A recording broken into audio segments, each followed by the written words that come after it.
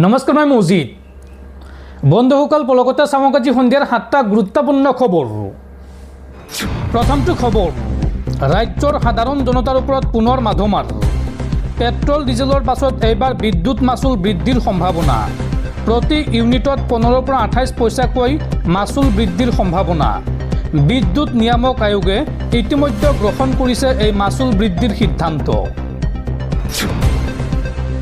পৰৱৰ্তী খবৰ, দেশত ভয়ংকৰ আৰ্থিক সুনামি আহি আছে।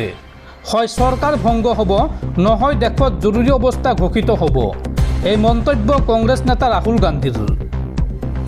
ৰাহুল গান্ধীয়ে এই সন্দৰ্ভত কয় যে দেশত ভয়ংকৰ আৰ্থিক সুনামি আহি আছে। জনতাৰ ভয়ত সম্পূৰ্ণ ছিষ্টেম কঁপি আছে। যি ছিষ্টেমক প্ৰধানমন্ত্ৰীয়ে কণ্ট্ৰল কৰিছিল, সেই ছিষ্টেমে এতিয়া সকলোৰে তথ্য মোক দি আছে। সেই কথা প্ৰধানমন্ত্ৰীয়েও জানে। আৰু আগন্তুক এবছৰৰ ভিতৰত মোদী প্ৰধানমন্ত্ৰী হৈ নাথাকিব। হয় চৰকাৰ ভংগ হ'ব, নহ'লে দেশত জৰুৰী অৱস্থা ঘোষণা হ'ব। এই মন্তব্য কংগ্ৰেছ নেতা ৰাহুল গান্ধীৰ। পৰৱৰ্তী খবৰ, কাইলৈ সম্প্ৰসাৰণ হ'ব হিমন্ত বিশ্ব শৰ্মাৰ মন্ত্ৰীসভা। কাইলৈ কোন কোন বিধায়কে মন্ত্ৰী হিচাপে শপত ল'ব, মন্ত্ৰীসভাৰ সম্ভাৱ্য তালিকাত কোন কোন আছে বা কাৰ কাৰ নাম স্থান পাইছে চাওঁ আহক। কাইলৈ কোন কোন বিধায়কে মন্ত্ৰী হিচাপে শপত ল'ব, মন্ত্ৰীসভাৰ সম্ভাৱ্য তালিকাত কোন কোন আছে, এই সন্দৰ্ভত সবিশেষ তথ্য জনাই আছোঁ।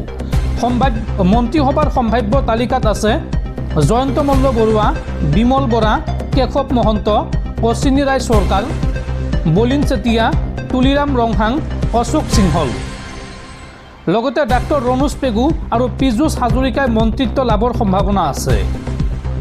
কাইলৈ দিনৰ 12:45 অনুষ্ঠিত হ'ব এই শপত গ্ৰহণ অনুষ্ঠান। জ্যোতি বিষ্ণু কলা মন্দিৰত অনুষ্ঠিত হ'ব এই শপত গ্ৰহণ অনুষ্ঠান। ৰাজ্যপালে মন্ত্ৰীসকলক শপত বাক্য পাঠ কৰোৱাব। দৰ্শকসকল, আৰু বহুতো গুৰুত্বপূৰ্ণ খবৰ আছে। তাৰ আগতে আপোনাক জনাওঁ যে যদি আপুনি এতিয়ালৈকে এইটো ভিডিঅ'ত লাইক কৰা নাই, তেন্তে এতিয়াই ভিডিঅ'টোত লাইক কৰি দিয়ক। আৰু এনেকুৱা ধৰণৰ ভিডিঅ'সমূহ নিতৌ চাবলৈ চেনেলটো ছাবস্ক্ৰাইব কৰি কাষত থকা বেলাইকনটো প্ৰেছ কৰি ৰাখক। পৰৱৰ্তী খবৰ, BTC চৰকাৰৰ ডাঙৰ সিদ্ধান্ত। কৰ্তন হ'ব BTCৰ MCLA আৰু কাৰ্যবাহী সদস্যৰ 30% দৰমহা। আগন্তুক 6 মাহৰ বাবে বাহাল থাকিব এই নিৰ্দেশনা। যুদ্ধকালীন পৰিৱেশৰ বাবে চৰকাৰৰ ব্যয় সংকোচনক লৈ BTC চৰকাৰৰ কাৰ্যবাহী পৰিষদৰ বৈঠকত লোৱা হৈছে এই সিদ্ধান্ত। পৰৱৰ্তী খবৰ, নলবাৰীৰ লাভজেহাদী ৰোজ ওৰফে আসিফ খানৰ পিতৃৰ বিপদ। মৃদু মুদ্ৰাক অপবাদ দিয়া ৰোজৰ পিতৃৰ বিৰুদ্ধে এজাহাৰ দাখিল। হত্যাকাৰী পুত্ৰক সমৰ্থন কৰি মৃদু মুদ্ৰাক বদনামী কৰাৰ চেষ্টা পিতৃৰ। ৰোজৰ পিতৃৰ বিৰুদ্ধে এজাহাৰ দাখিল বিশ্ব হিন্দু পৰিষদৰ। নলবাৰী সদৰ থানাত এজাহাৰ দাখিল বিশ্ব হিন্দু পৰিষদৰ নলবাৰী জিলা সমিতিৰ। পৰৱৰ্তী খবৰ, ৰন্ধন গেছৰ চিলিণ্ডাৰক লৈ জৰুৰী খবৰ।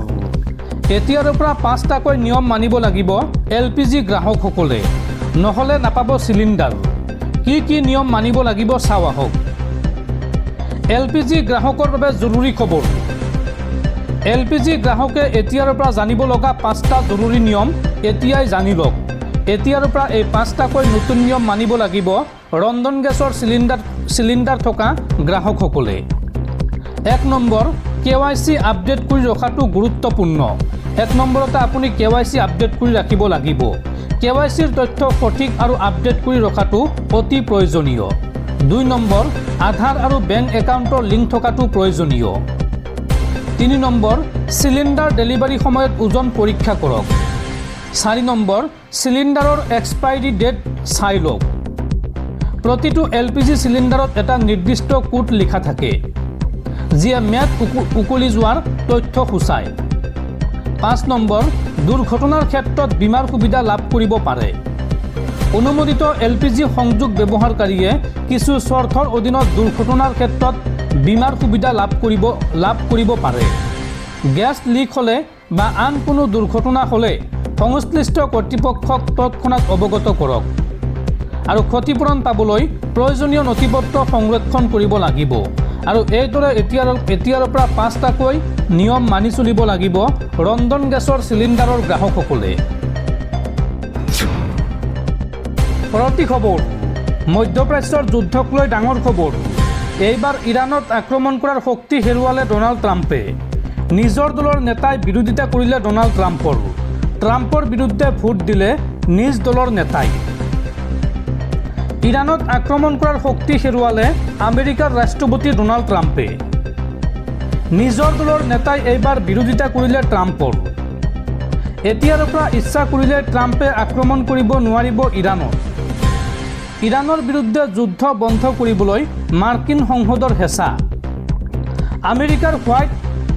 আমেৰিকাৰ হাউচ অৱ ৰিপ্ৰেজেণ্টেটিভত ট্ৰাম্পৰ বিৰুদ্ধে প্ৰস্তাৱ গ্ৰহণ কৰা হৈছে 215টা ভোটত গৃহীত হ'ল ট্ৰাম্প বিৰোধী প্ৰস্তাৱটো ডোনাল্ড ট্ৰাম্পৰ স্বেচ্ছাচাৰিতাত লেকাম লগালে মাৰ্কিন সংসদে আৰু এতিয়াৰ পৰা কংগ্ৰেছৰ অনুমতি অবিহনে ট্ৰাম্পে ইৰাণত আক্ৰমণ কৰিব নোৱাৰিব অৰ্থাৎ ট্ৰাম্পক ইৰাণত আক্ৰমণত বাধা দিয়া হৈছে ট্ৰাম্পৰ দলেও বিৰোধিতা কৰিলে ইৰাণ